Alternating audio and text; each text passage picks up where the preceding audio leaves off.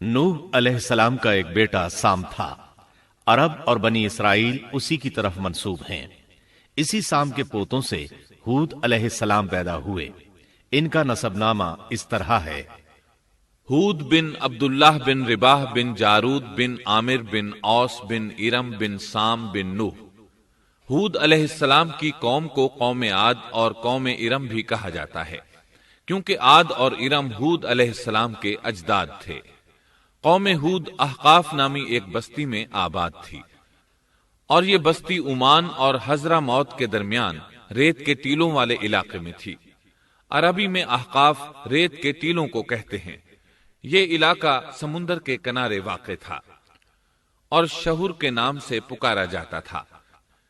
قرآن مجید میں سورۃ الاحقاف آیت 21 میں اللہ تعالیٰ نے انہیں ان کی بستی کی طرف منسوب کرتے ہوئے مخاطب کیا ہے۔ وَاذْكُرْ أَخَا عَادٍ إِذْ أَنذَرَ قَوْمَهُ بِالْأَحْقَافِ۔ اور عاد کے بھائی کو یاد کرو جبکہ اس نے اپنی قوم کو احقاف میں ڈرایا۔ قوم عاد کے لوگ اپنی رہائش کے لیے خیمے پسند کرتے تھے۔ ان کے خیمے بہت مضبوط اور پختہ ہوتے تھے۔ یہ لوگ ان کو بڑی مہارت سے بناتے تھے، پھر ان پر فخر کرتے تھے۔ اللہ تعالیٰ سورۃ الفجر آیات 6 تا 8 میں فرماتے ہیں: أَلَمْ تَرَ كَيْفَ فَعَلَ رَبُّكَ بِعَادٍ إِرَمَ ذَاتِ الْعِمَادِ الَّتِي لَمْ يُخْلَقْ مِثْلُهَا فِي الْبِلَادِ۔ کیا آپ نے نہیں دیکھا کہ آپ کے رب نے عاد کے ساتھ کیا کیا، جو نسل ارم سے تھے، ستونوں والے تھے، جن کے مانند کوئی قوم دنیا کے ممالک میں پیدا نہیں کی گئی۔ اللہ تعالیٰ نے ان کی کاریگری اور فن کی ایک مثال دی ہے کہ وہ ایسے خیموں میں آباد تھے جن کے ستون بہت مضبوط تھے، طاقتور تھے۔ ان لوگوں نے شہروں اور بستیوں کو ایسی کاریگری سے بنایا کہ ان کے متعلق عجیب و غریب روایات مشہور ہو گئیں۔ یہ نرم زمین میں خیمے بناتے تھے، اس کے ساتھ پہاڑوں میں محل بھی بناتے تھے۔ حالانکہ رہائش کے لیے زمین پر خیمے موجود تھے، گویا بیکار دولت اور وقت برباد کرتے، پھر اس پر فخر کرتے۔ شہروں میں جو راستے اور سڑکیں تھیں وہ بہت چوڑی تھیں۔ ان جیسے طویل اور قوی لوگ بعد میں پیدا نہیں ہوئے۔ کاریگری اور فنکاری میں یہ لوگ اس مقام تک پہنچے کہ پھر کوئی نہ پہنچ سکا۔ یہ لوگ عرب تھے اور عربی میں بات چیت کرتے تھے۔ ہود علیہ السلام بھی عربی تھے۔ اسماعیل علیہ السلام سے پہلے کے عرب باشندے عرب عاربہ کہلاتے ہیں۔ ان کے مشہور قبائل یہ ہیں: عاد، سمود، جرہم، امیم، قحطان اور مدین وغیرہ۔ ابراہیم علیہ السلام کی اولاد میں اسماعیل علیہ السلام کے بعد آنے والے لوگ عرب مستعربہ کہلاتے ہیں۔ اسماعیل علیہ السلام عربی نہیں تھے، کنعانی تھے۔ جب ابراہیم علیہ السلام اسماعیل علیہ السلام کو مکہ معظمہ میں چھوڑ آئے اور اسماعیل علیہ السلام نے عربوں سے میل جول قائم کیا تو ان سے عربی سیکھ لی اور اس میں بہت مہارت پیدا کر لی، یہاں تک کہ آپ کو عرب کا فصیح کہا جانے لگا۔ اہل عرب میں فصاحت و بلاغت آپ ہی سے آئی۔ رسول اللہ صلی اللہ علیہ وسلم بھی اسی انداز میں فصیح و بلیغ عربی میں بات کرتے تھے۔ طوفان نوح کے بعد جب دوبارہ لوگوں کو پیدا کیا گیا تو وہ ایک مرتبہ پھر ان بستیوں میں رہنے کے لیے چلے گئے جہاں نوح علیہ السلام رہا کرتے تھے۔ نوح علیہ السلام شام کے شمال اور ترکی کے جنوبی علاقوں میں رہا کرتے تھے۔ لوگ یہاں آباد ہو گئے۔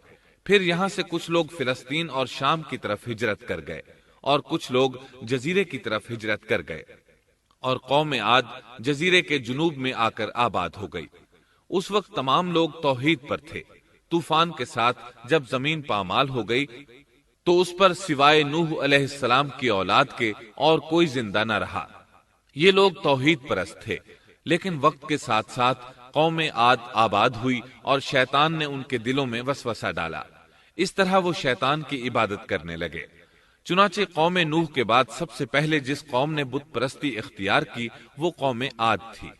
اس قوم کو اللہ تعالیٰ نے بہت ڈیل ڈال دیا تھا۔ وہ بہت طاقتور قوم تھی۔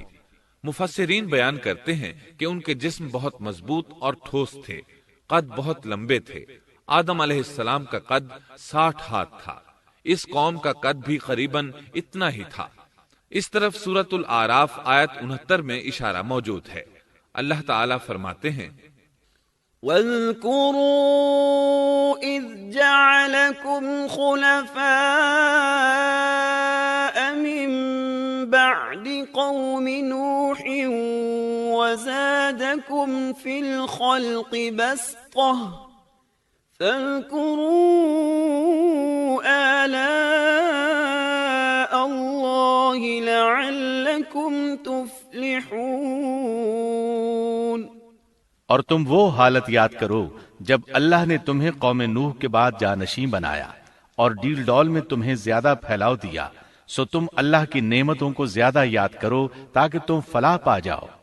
ہود علیہ السلام کی زبانی اللہ تعالیٰ ان کی فنکاری کو بیان کرتے ہوئے فرماتے ہیں کہ ہود علیہ السلام نے ان سے کہا، کیا تم ایک ایک ٹیلے پر بطور کھیل نشان لگا رہے ہو؟ مطلب یہ کہ یہ لوگ پہاڑوں کی چوٹیوں پر محل تعمیر کرتے تھے۔ جب ان سے کہا جاتا کہ تم رہتے تو زمین پر ہو اور گھر پہاڑوں پر بناتے ہو، اس کی کیا وجہ ہے؟ اور تم اتنے مضبوط محل تعمیر کر رہے ہو، گویا ہمیشہ یہیں رہو گے۔ وہ لوگ دراصل ٹیلوں، گھاٹیوں، دروں اور پہاڑوں پر عمارات تعمیر کرتے تھے، اور ان کا مقصد ان میں رہنا نہیں تھا، بلکہ صرف کھیل کود کے لیے ایسا کرتے تھے۔ ہود علیہ السلام نے انہیں جھنجھوڑا کہ تم ایسا کام کیوں کرتے ہو جس کا کوئی مقصد نہیں، جس کام کے فضول ہونے میں کوئی شک نہیں۔ ہود علیہ السلام انہیں واعظ کرتے تھے، اے میری قوم، اللہ نے تمہیں بڑی قوت سے نوازا ہے۔ تمہاری طاقت کا عالم یہ ہے کہ جب تم کسی پر ہاتھ ڈالتے ہو تو ظلم کرتے ہو، کوئی شخص تمہارے سامنے آنا گوارا نہیں کرتا۔ لہذا اللہ سے ڈرو اور میری پیروی کرو، اس سے ڈرو جس نے ان چیزوں سے تمہاری مدد کی۔ اللہ تعالیٰ نے اپنی ہر طرح کی نعمت، مال، اسباب، اولاد، باغات، شہر، قوت، جسامت اور صنعت کاری سے تمہیں نوازا ہے، لہٰذا تم اللہ سے ڈرو اور میری اطاعت کرو۔ لیکن ان کی قوم نے کوئی اثر نہ لیا، نہ ان پر ایمان لائی، الٹا لگی تکبر کرنے، اللہ کی حمد کی بجائے اس کی ناشکری کرنے لگی۔ اور تکبر کے بارے میں بات یہ ہے کہ جب سے ابلیس نے اس کو اختیار کیا، یہ اس وقت سے آزمائش بن چکا ہے۔ اللہ تعالیٰ سورہ حامیم السجدہ آیت 15 میں فرماتے ہیں، فَأَمَّا عَادٌ فَاسْتَكْبَرُوا فِي الْأَرْضِ بِغَيْرِ الْحَقِّ وَقَالُوا مَنْ أَشَدُّ مِنَّا قُوَّةً أَوَلَمْ يَرَوْا أَنَّ اللَّهَ الَّذِي خَلَقَهُمْ هُوَ أَشَدُّ مِنْهُمْ قُوَّةً۔ پس قوم عاد نے تو بے وجہ زمین میں سرکشی شروع کر دی اور کہنے لگے کہ ہم سے زوراور کون ہے؟ کیا انہیں یہ نظر نہ آیا کہ جس اللہ نے انہیں پیدا کیا ہے وہ ان سے بہت ہی زیادہ زوراور ہے؟ جب یہ لوگ اپنی سرکشی اور کفر میں حد سے بڑھ گئے، تب اللہ تعالیٰ نے ہود علیہ السلام کو ان کی طرف بھیجا۔ انہوں نے انہیں اللہ کی طرف بلایا اور کہا، اے میری قوم، اللہ کی عبادت کرو، اس کے سوا تمہارا کوئی معبود نہیں۔ کیا تم ڈرتے نہیں؟ قوم کے کافر سردار کہنے لگے، ہم تو دیکھتے ہیں کہ تو نری بے وقوفی میں ہے، ہمارے خیال میں تو جھوٹا ہے۔ اس پر ہود علیہ السلام نے فرمایا، میری قوم، میں بے وقوف نہیں، میں تو تمام جہانوں کے پروردگار کی طرف سے بھیجا گیا ہوں، تمہیں اپنے رب کے پیغامات پہنچا رہا ہوں، اور ہوں بھی تمہارا دلی خیر خواہ اور امانت دار۔ کیا تم اس بات سے تعجب کرتے ہو کہ تم میں سے ایک شخص کی معرفت، اللہ کا ذکر تم تک پہنچا کہ وہ تمہیں خبردار کر دے؟ تم اللہ کی اس نعمت کو یاد کرو کہ اس نے تمہیں قوم نوح کے بعد خلیفہ بنایا اور ڈیل ڈول میں تمہیں زیادہ پھیلاؤ دیا۔ تم اللہ کے احسانات کو یاد کرو تاکہ فلاح اور نجات پا جاؤ۔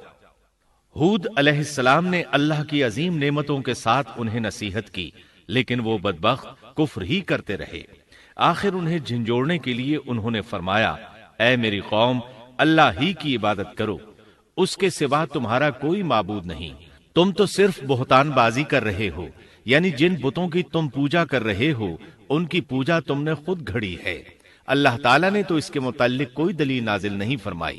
میری قوم کے لوگوں، میں تم سے اس دعوت و تبلیغ کی کوئی اجرت نہیں مانگتا، میرا اجر اس کے ذمے ہے جس نے مجھے پیدا کیا ہے، تو کیا تم پھر بھی عقل سے کام نہیں لیتے؟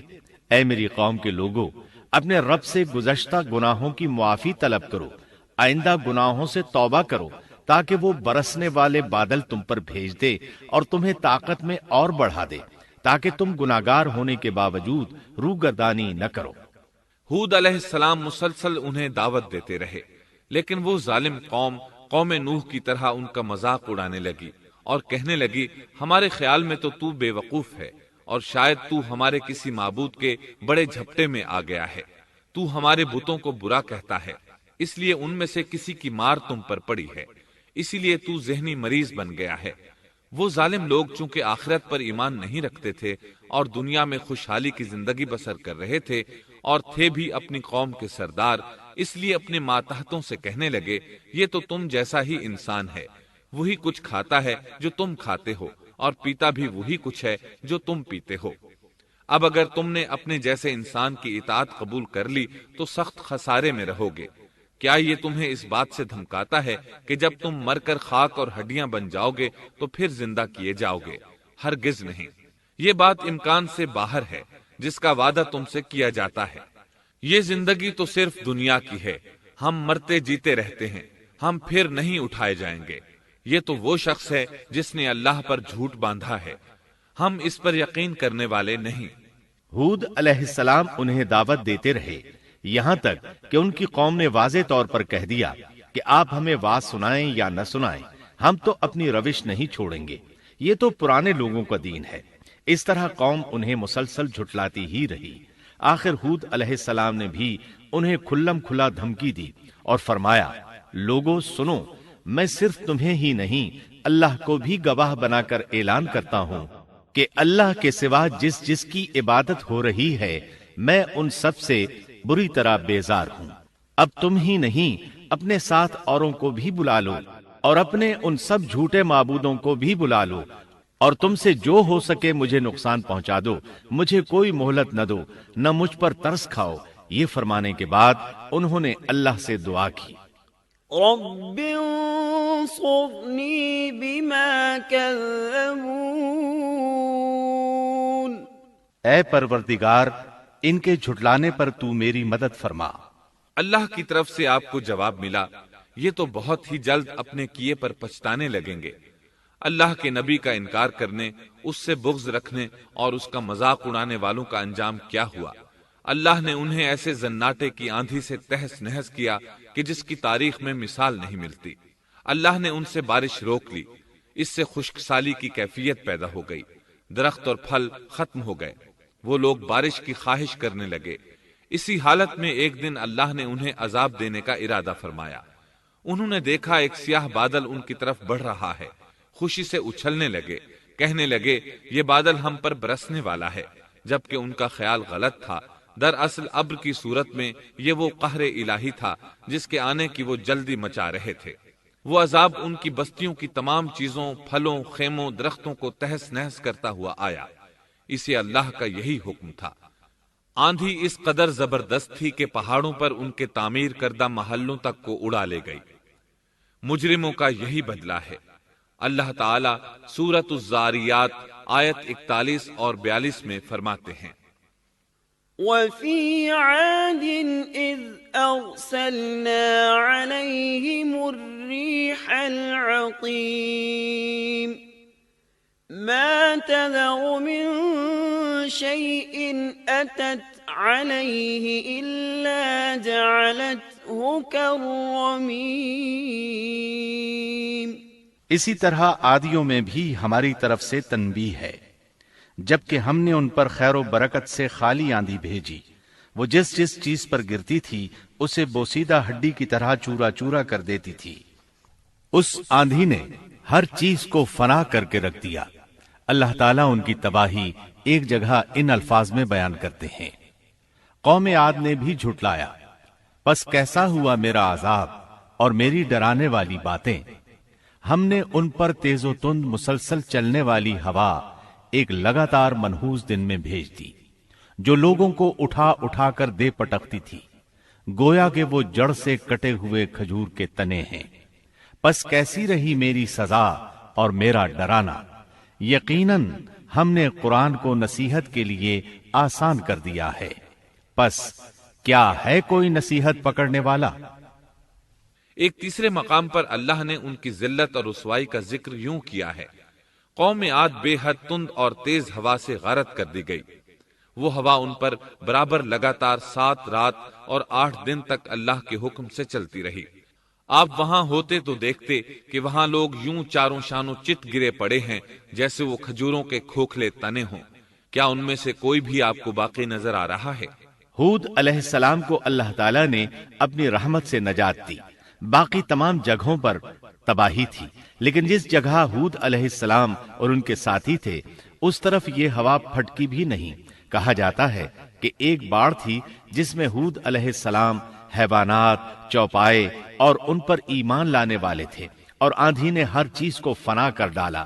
अल्लाह ताला सूरह आराफ आयत 72 में फरमाते हैं, فأنجيناه والذين معه برحمة منا وقطعنا دابر الذين كذبوا بآياتنا وما كانوا مؤمنين۔ गरज हमने उन्हें और उनके साथियों को अपनी रहमत से बचा लिया और उन लोगों की जड़ काट दी जिन्होंने हमारी आयतों को झुटलाया था और वो ईमान लाने वाले न थे। इसी तरह सूरह हूद में अल्लाह फरमाते हैं, जब हमारा हुक्म आ पहुंचा तो हमने हूद को और उनके साथियों को अपनी खास रहमत से नजात दी। हमने उन सब को सख्त अजाब से साफ बचा लिया। ये थे कौम आद के लोग जिन्होंने अपने रब की आयतों का इनकार किया और उसके रसूलों की नाफरमानी की और हर एक सरकश नाफरमान के हुक्म को माना। दुनिया में भी उन पर लानत लगा दी गई और क़यामत के दिन भी। देख लो, कौम आद ने अपने रब से कुफ्र किया। हूद की कौम आद पर लानत हो। इस तरह कौम आद तबाह हो गई। उनके बाद मोमिनों ने उनके बाकी बच जाने वाले मकानात पर कब्जा कर लिया और वहां रहने लगे। फिर हूद अलैहिस्सलाम ने हजरा मौत में वफात पाई।